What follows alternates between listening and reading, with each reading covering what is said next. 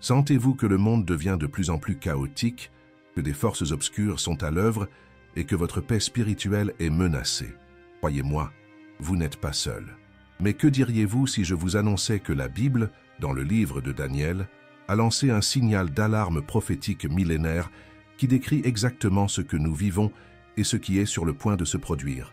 Selon Daniel, il s'agit d'un signal d'alarme prophétique.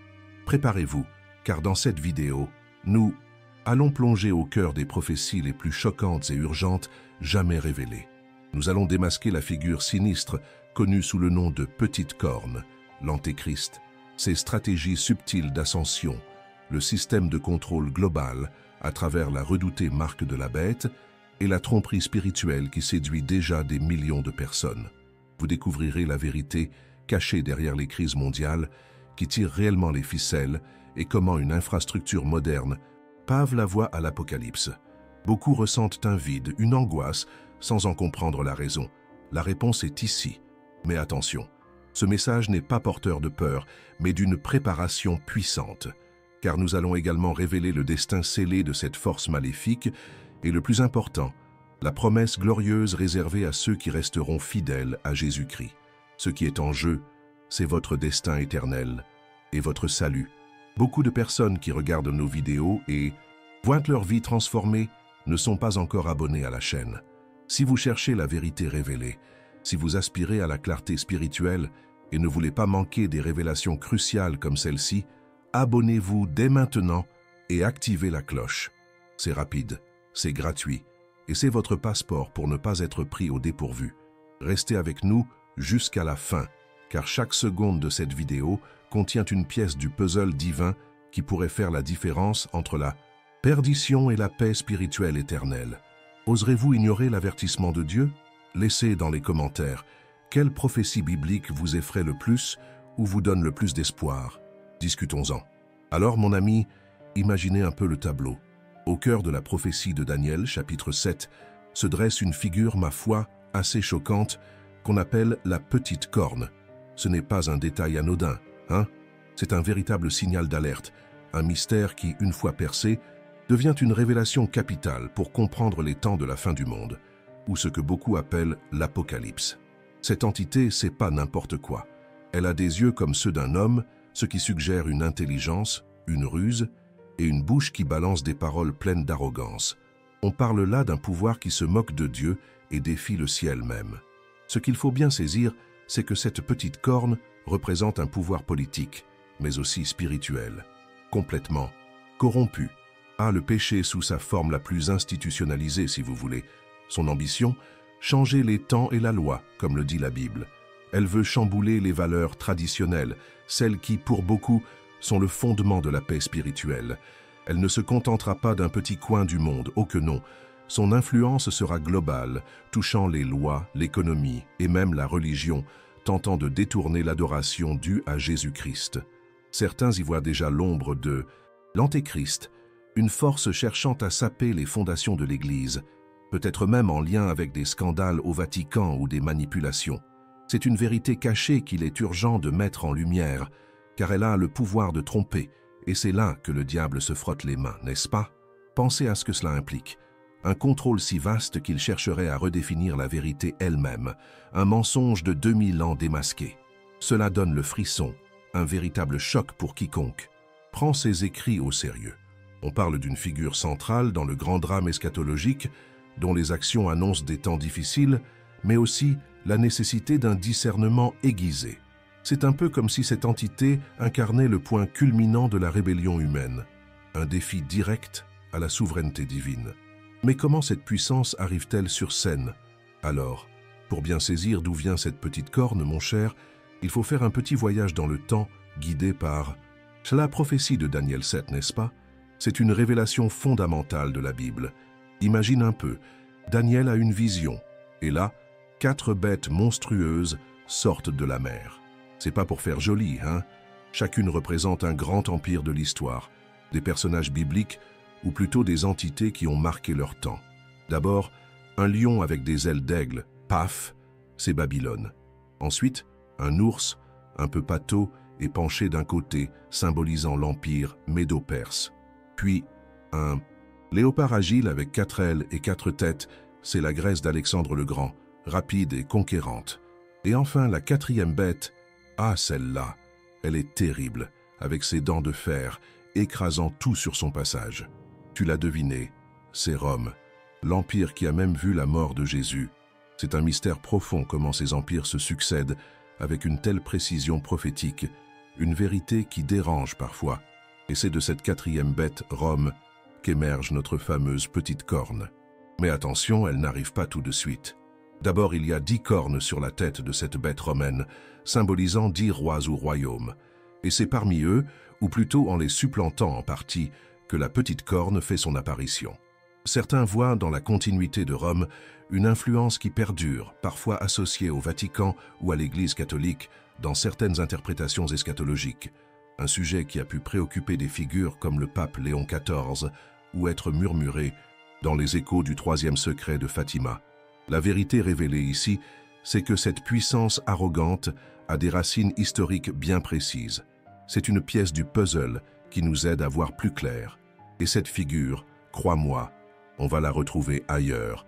Tu vois, mon ami, la Bible est comme une grande tapisserie et les fils de la prophétie se croisent de manière fascinante. Cette petite corne de Daniel, eh bien, elle ne disparaît pas comme ça dans la nature. Elle refait surface sous une autre description, dans le livre de l'Apocalypse au chapitre 13. C'est une révélation assez choquante pour qui la découvre, mais c'est une vérité cruciale. L'apôtre Jean décrit une bête montant de la mer qui, tu vas voir, ressemble à s'y méprendre à notre connaissance.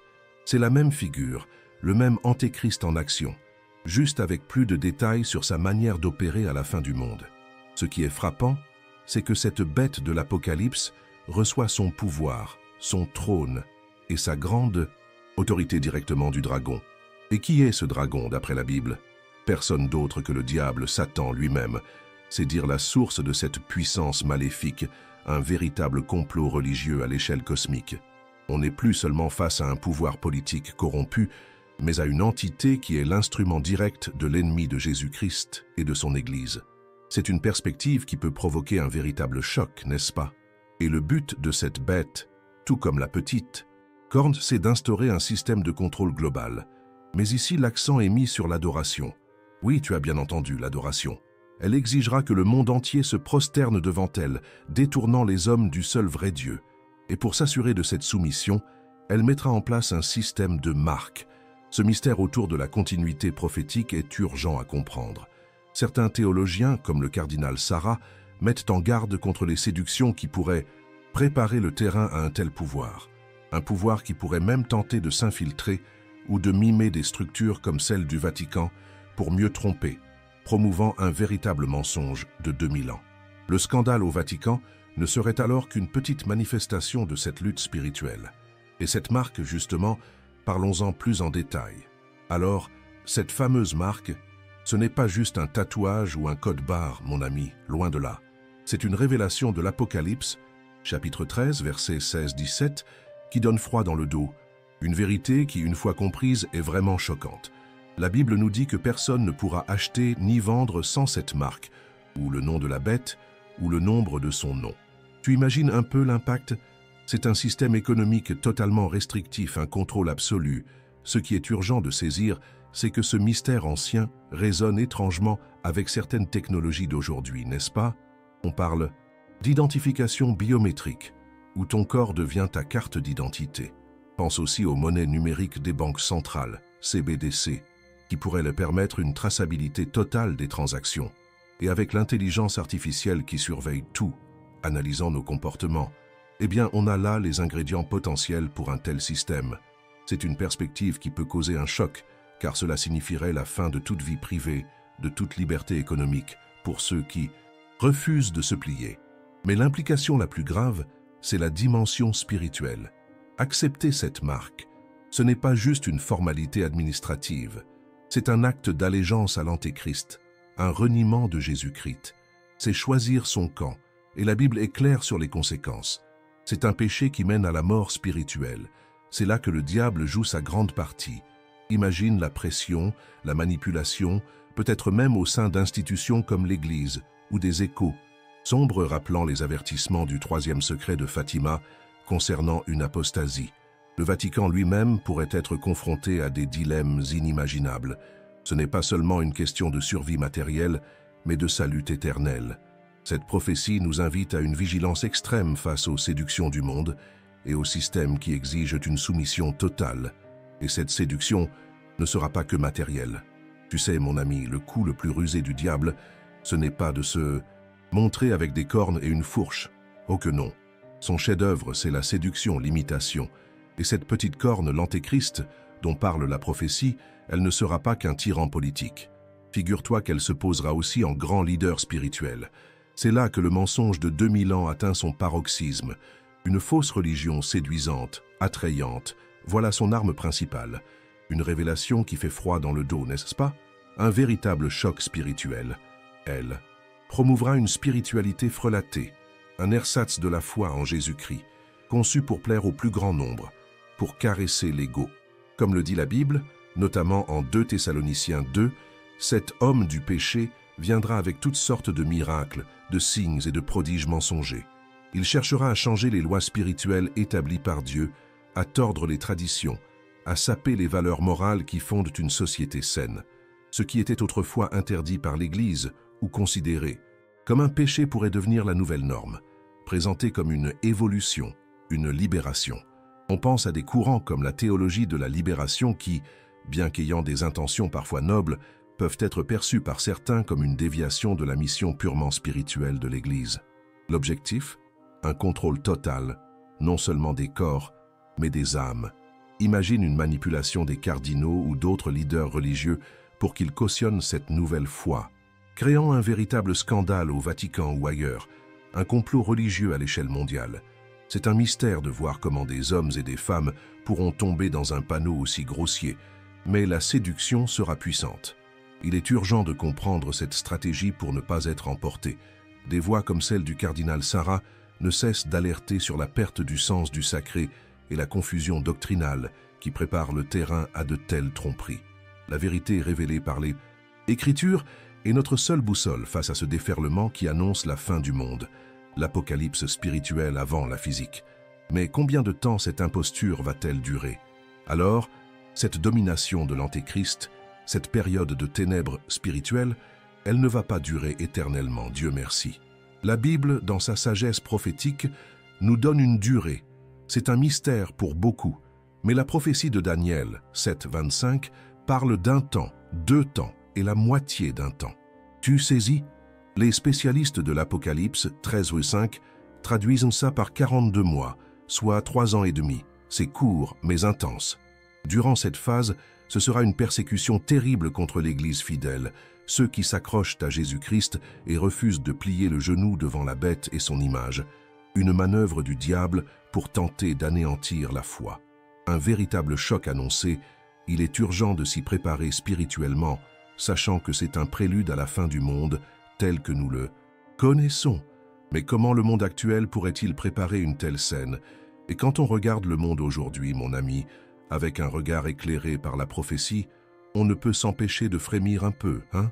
C'est comme si le décor se mettait en place, pièce par pièce, pour l'arrivée de cet antéchrist. Les crises globales, pandémies qui secouent nos certitudes, guerres qui éclatent ici et là, menaces de collapsos financieros, tout ça, ça crée un climat d'instabilité, de peur. C'est une révélation parfois choquante de voir comment la Bible semble décrire notre époque, annonçant la fin du monde ou du moins d'un certain ordre mondial. Dans ce chaos, qu'est-ce que les gens désirent le plus? Un sauveur, un leader fort, quelqu'un qui promet de ramener l'ordre et la sécurité. Et voilà le piège. Ce désir, tout humain soit-il, devient le terreau fertile pour l'ascension de cette petite corne. Il est urgent de discerner ces signes. Le Vatican lui-même, à travers des figures comme le pape Léon XIV en son temps, ou plus récemment le cardinal Sarah, a souvent mis en garde contre les périls qui menacent la foi et la société. Certains murmurent même que le 3e secret de Fatima pointerait vers des crises majeures. Ce n'est pas un complot religieux, mais une lecture des signes des temps à la lumière de la parole de Dieu. Face aux mensonges de 2000 ans que représente un monde sans Jésus-Christ au centre, l'humanité désorientée cherche des réponses et pourrait les trouver chez la mauvaise personne. Mais comment cette figure s'y prendra-t-elle pour s'imposer? Alors comment cette figure, cet antéchrist, va-t-elle grimper les échelons? Ce ne sera pas un coup d'état brutal du jour au lendemain, mon ami. Non, la Bible, surtout dans la prophétie de Daniel, 7, 8, 7, 24, nous offre une révélation sur sa ruse, une vérité cachée derrière un mystère de subtilité. C'est là toute la stratégie du diable. Il ne débarque pas en dictateur proclamé, ce serait trop voyant, un choc trop direct. Au contraire, il s'infiltre tel un venin parmi les pouvoirs déjà établis. La prophétie dit qu'il abattra 3 rois, ou 3 des 10 cornes initiales, pour se faire de la place. C'est une prise de contrôle graduelle, une manipulation experte, peut-être en éliminant ou neutralisant des opposants clés, un peu comme on pourrait imaginer une manipulation des cardinaux au sein d'une structure comme le Vatican pour en prendre le contrôle de l'intérieur. Il est urgent de comprendre cette méthode insidieuse, car elle se déroulera sous les yeux d'une Église parfois endormie. Et quels outils modernes pourraient faciliter une telle ascension et un tel contrôle? Et tu sais, mon ami, pour qu'un tel système de contrôle global, comme celui de l'Antéchrist décrit dans la prophétie, puisse fonctionner, il faut une infrastructure, n'est-ce pas? C'est une révélation parfois choquante de voir comment les pièces du puzzle s'assemblent. Pense aux grands blocs économiques, comme l'Union européenne, qui unifie déjà des nations sous des règles communes. C'est un mystère qui s'éclaircit. Ajoute à cela les monnaies digitales, qui pourraient la permettre une surveillance totale des transactions, et les systèmes de crédit social, où ton comportement conditionne ton accès aux services. Ça fait froid dans le dos, hein? La Bible ne parle pas de smartphone, c'est sûr, mais elle décrit un système où personne ne peut acheter ou vendre sans une marque. Il est urgent de voir comment la technologie actuelle, surveillance de masse, contrôle de la mobilité, pourrait rendre cela possible, une vérité qui se déploie sous nos yeux. Le diable est un imitateur. Il utilisera tous les moyens que Dieu permet pour préparer la fin du monde, l'apocalypse du règne de Jésus-Christ dans les cœurs. Le Vatican lui-même observe ces évolutions avec attention. Cela nous mène à une question cruciale. Quelle sera notre position? Et nous voilà arrivés au cœur du drame, mon ami, le point culminant de cette prophétie. C'est le moment de la grande décision, celle que la Bible décrit avec tant de solennité, un choc pour l'âme. Il n'y aura plus de zone grise. Soit on suit Jésus-Christ, soit on se soumet au système de l'Antéchrist, la bête. C'est une vérité absolue, urgente à graver dans son cœur. Accepter cette fameuse marque, ce n'est pas un simple geste anodin. C'est un acte de loyauté, une forme d'adoration envers la créature, plutôt que le Créateur, Dieu. C'est là le grand péché, le piège ultime tendu par le diable à la fin du monde. L'Église véritable sera celle qui résistera, même au prix de la mort physique, pour ne pas subir la mort spirituelle. Cette révélation de l'Apocalypse nous force à nous demander « Qui adorons-nous vraiment ?» Mais quel sera le sort de cette puissance qui exige une telle allégeance? Alors, après toutes ces manigances, cette arrogance, ce règne de terreur, qu'adviendra-t-il de notre petite corne, de cet antéchrist? La Bible ne nous laisse pas dans le flou, mon ami. C'est une révélation capitale, une vérité qui doit apporter un immense réconfort à ceux qui souffrent. Sa fin est certaine et terrible. Ce n'est pas un petit détail de la prophétie, c'est le point culminant de la justice de Dieu. Elle sera complètement anéantie, détruite par la manifestation glorieuse de la venue de Jésus-Christ en personne. Imagine le choc pour les puissances des ténèbres. Le livre de l'Apocalypse, au chapitre 19, décrit cette scène de manière saisissante. La bête et le faux prophète sont jetés vivants dans l'étang de feu et de soufre, l'enfer préparé pour le diable et ses anges. Et l'apôtre Paul, dans 2 Thessaloniciens chapitre 2, verset 8, confirme que le Seigneur Jésus détruira cet impie par le souffle de sa bouche et l'anéantira par l'éclat de son avènement. Pas de demi-mesure, hein? C'est une destruction totale et définitive. Même des figures comme le pape Léon XIV ont eu des visions de la lutte finale et certains, échos du 3e secret de Fatima, parlent du triomphe final du bien. Le cardinal Sarah nous rappelle aussi constamment la victoire ultime du Christ. Le Vatican enseigne cette espérance. C'est une nouvelle urgente à proclamer. Le mal n'aura pas le dernier mot à la fin du monde. Et pour ceux qui auront tenu bon, et alors mon ami, pour ceux qui auront tenu bon, qui auront gardé la foi en Jésus-Christ au milieu de la tempête, malgré la persécution et le péché ambiant, quelle promesse, quelle révélation glorieuse nous offre la Bible. Ce n'est pas juste la fin des ennuis, c'est le début d'une éternité de joie inimaginable, la vérité ultime de l'amour de Dieu pour son Église. L'Apocalypse, chapitre 20, verset 4, nous dit que ceux qui auront résisté à la bête, qui n'auront pas adoré son image ni reçu sa marque, vivront et régneront avec le Christ pendant 1000 ans. 1000 ans de paix spirituelle parfaite, en communion directe avec le Sauveur, dont le sacrifice et l'incarnation ont rendu tout cela possible. C'est un des plus grands signes divins de la fidélité de Dieu. Le pardon des péchés ouvre la voie à cette gloire. Mais ce n'est pas tout. Le dénouement final, après la fin du monde, tel que nous le connaissons, et la défaite définitive du diable, c'est la nouvelle Jérusalem qui descend du ciel, préparée comme une épouse pour son époux, Apocalypse 21. Là, nous verrons enfin le visage de Jésus. Plus de mort, plus de larmes, plus de douleur, plus de cris. L'ancien ordre aura disparu. « Voici, je fais toutes choses nouvelles, dit le Seigneur. » Quel miracle! C'est la résurrection dans toute sa plénitude, la vie éternelle où chaque promesse de la prophétie trouve son accomplissement. Des figures saintes, les personnages bibliques qui nous ont précédés dans la foi, partageront cette joie. Même des lieux comme le Vatican, en tant que centre de diffusion de l'Évangile, enseignent cette espérance glorieuse, un phare qui guide à travers les ténèbres du temps présent. Et voilà, le voile est levé sur le signal d'alarme prophétique de Daniel et les vérités choquantes qui façonnent notre présent et notre avenir. La question qui brûle les lèvres est, après tout ce que vous avez découvert, votre foi vous guidera-t-elle vers la résistance et la récompense éternelle, ou la pression du système vous fera-t-elle céder? Nous voulons savoir ce qui vous a le plus marqué dans cette vidéo. Quelle révélation a ébranlé vos certitudes ou renforcé votre conviction?